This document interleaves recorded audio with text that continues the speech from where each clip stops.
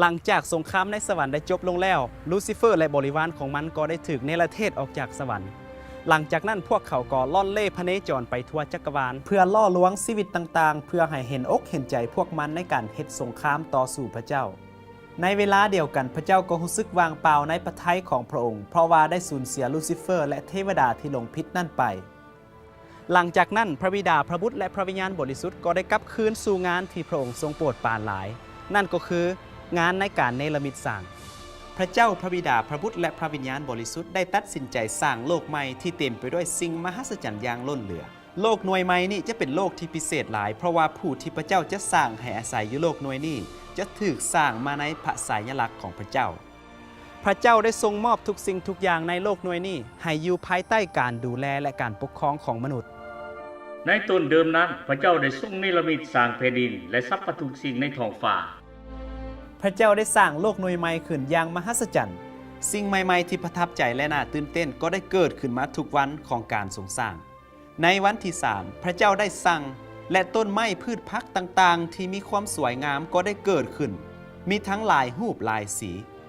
ในวันที่5สัตว์ที่สวยงามน่าประทับใจก็ได้เกิดขึ้นมีอยู่ทุกบอนทุกแห่งทั่วโลกบ่ว่าจะเป็นสัตว์ปีกหรือสัตว์น้ำและอีกหลายสารพัดสัตว์และในวันที่6พระเจ้าได้ทรงเนรมิตสร้างสัตว์บกทั้งปวงบ่ว่าจะเป็นสัตว์ใหญ่อย่างเช่นช้างหรือสัตว์น้อยอย่างเช่นกระรอกกระแตหรือสัตว์อื่นๆอีก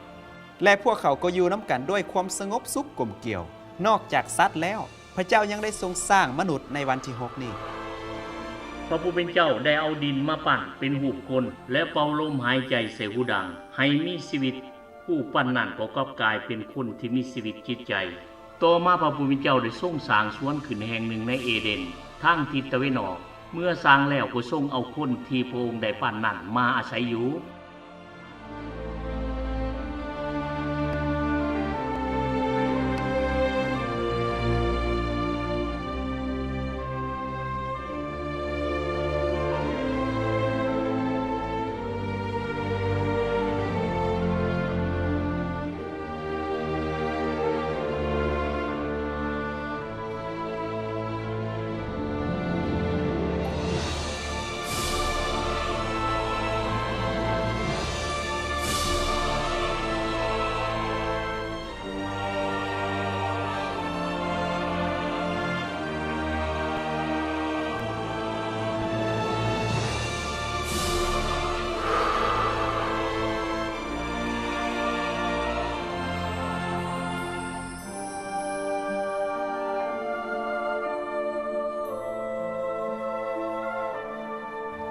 สร้างเป็นเกียรติอันสูงทรงแท้ที่มนุษย์ได้ถูกสร้างขึ้นมาในพระสัญลักษณ์ของพระเจ้า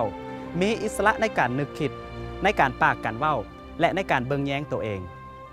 พระเจ้าได้ทรงสร้างอาวาให้เป็นคู่ของอาดัม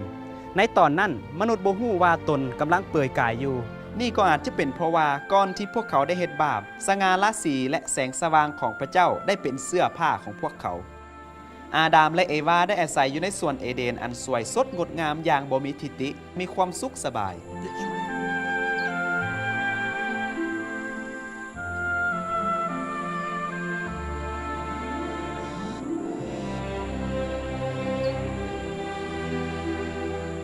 พระเจ้ามีพระประสงค์ที่จะให้มนุษย์เป็นผู้ปกครองพวกสัตว์และเบิ่งแย้งสวนเอเดนนี้ตลอดไปพระองค์ปรารถนาที่จะให้พวกเขามีความสุขและมีสุขภาพแข็งแรงตลอดไปพวกเขามีความสัมพันธ์ใกล้ชิดกับพวกสัตว์ที่พระเจ้าได้ทรงสร้างให้อยู่ภายใต้การดูแลเบิ่งแย้งของพวกเขาสภาพแวดล้อมของพ่อแม่ครูทำอิฐของพวกเขานั้นแตกต่างกับสภาพแวดล้อมในปัจจุบันนี้หลายในตอนนั้นต้นไม้ต้นตอกก็บ่มีหนามแมงไม้ก็บ่กัดตอดลูกแกะและสิงโตก็เล่นน้ำกันอย่างมีความสุขสิ่งที่ดีเลิศในตอนนั้นแมนมนุษย์ได้มีสัมพันธภาพอันดีเลิศกับพระเจ้าทุกวันสะบาโตอาดัมและเอวาได้หยุดจากงานอันซบซื่นของพวกเขาและสนทนากับผู้สร้างอย่างมีความสุขโลกของเฮาในตอนนั้นสั่งเต็มไปด้วยความสวยสดงดงามหลายความสุขและความงดงามของโลกนี้ก็คงจะมีอยู่ตลอดไปถ้าหากว่าพ่อแม่ครูทำอิฐของพวกเฮาซื่อสัตย์ต่อพระเจ้าและเอาชนะบททดสอบอันง่ายพระองค์ทรงสั่งแก่ชายผู้นั้นว่ามากไม้ทุกๆกกในสวนนี้เจ้ากินได้หมดเว้นไว้แต่กกที่ให้ฮู้จักความดีและความชั่วเจ้าอย่ากินถ้าเจ้าคืนกินมากไม้ในกกนี้เจ้าจะต้องถึงแก่ความตาย เพราะลูซิเฟอร์ได้เฮ็ดให้จักรวาลนี้เปื้อนไปด้วยการกบฏของมัน พระเจ้าจึงต้องมีบททดสอบเพื่อจะทดสอบเบิ่งว่ามนุษย์จะซื่อสัตย์ต่อพระเจ้าหรือบอบททดสอบนั่นก็เป็นการง่ายๆท่านผู้ชมจำได้บ่เมื่อเกิดสงครามขึ้นในสวรรค์เทวดาองค์ดีได้เห็น1/3ของจำนวนเทวดาทั้งหมดในสวรรค์ติดตามลูซิเฟอร์ไปแล้วพวกเขาจะแน่ใจได้อย่างไรว่ามนุษย์ที่ถูกสร้างขึ้นมาใหม่นี่จะบ่ติดตามลูซิเฟอร์ไปและเหตุการณ์กบฏต่อสู้กับพระเจ้าเพราะฉะนั้นพระเจ้าได้เฮ็ดให้มีต้นไม้ต้นหนึ่งไว้ในกลางสวนเอเดนถ้าพวกเขากินหมากไม้จากต้นนี้พวกเขาจะต้องตาย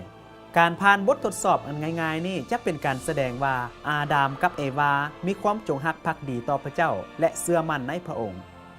บททดสอบนี่เป็นบททดสอบแห่งความรัก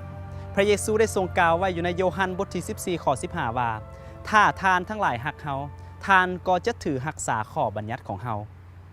ซาตานมีความอิจฉาในมนุษย์เมื่อมันเห็นพวกเขามีความสุขและซื่นบานกับพระพรที่มันได้สูญเสียไปชีวิตของพวกเขาเต็มไปด้วยความสุขและพระพรซึ่งมันแตกต่างจากชีวิตของซาตานซึ่งเต็มไปด้วยความผิดความบาปและความทุกข์ใจซาตานได้มีความเครียดแค้นหลายมันบ่พอใจที่ได้เห็นอาดัมกับเอวามีความสุขซื่นบานในพระพรของพระเจ้าและมันก็หาวิธีที่จะเฮ็ดให้ชีวิตของพวกเขาเปลี่ยนแปลงไปในทางตรงกันข้ามนี่คือลักษณะของความบาปมื้อหนึ่งในขณะที่เอวาอยู่คนเดียวและกำลังซื่นบานกับการงานของนางได้เข้าไปใกล้ต้นไม้ที่พระเจ้าสั่งห้ามบ่ให้กินมากของมันในเวลานั้นซาตานได้เห็นโอกาสที่จะลวงนางให้หลงมันได้แปลงกายเป็นงูใหญ่และเอิ้นใส่นางจากต้นไม้นั่นโดยหวังว่าจะพยายามตัวยั่วนางให้หลงคาลมของมันสั่งเต็มไปด้วยคำเว้าที่มวลหลายแต่แอบแฝงไปด้วยการลอกลวงให้นางเศร้าเสือพระเจ้างูจึงตอบว่าบ่เป็นความจริงพวกเจ้าจะบ่ตายดอกพระเจ้าเว้าเช่นนั้นก็เพราะพระองค์ทรงรู้ดีว่าเมื่อใดเจ้ากินหมากไม้นั้นเจ้าจะรู้แจ้งเห็นจริงกับเจ้ารู้การดีและการชั่วเหมือนดังพระองค์ผู้ยิ่งเห็นหมากไม้ในกกนั้นสร้างงามและเป็นตาอยากกินอีหลีนอกนี้นางยังคิดว่าจะมีสติปัญญาอีกดังนั้นนางจึงตัดสินใจปิดเอามา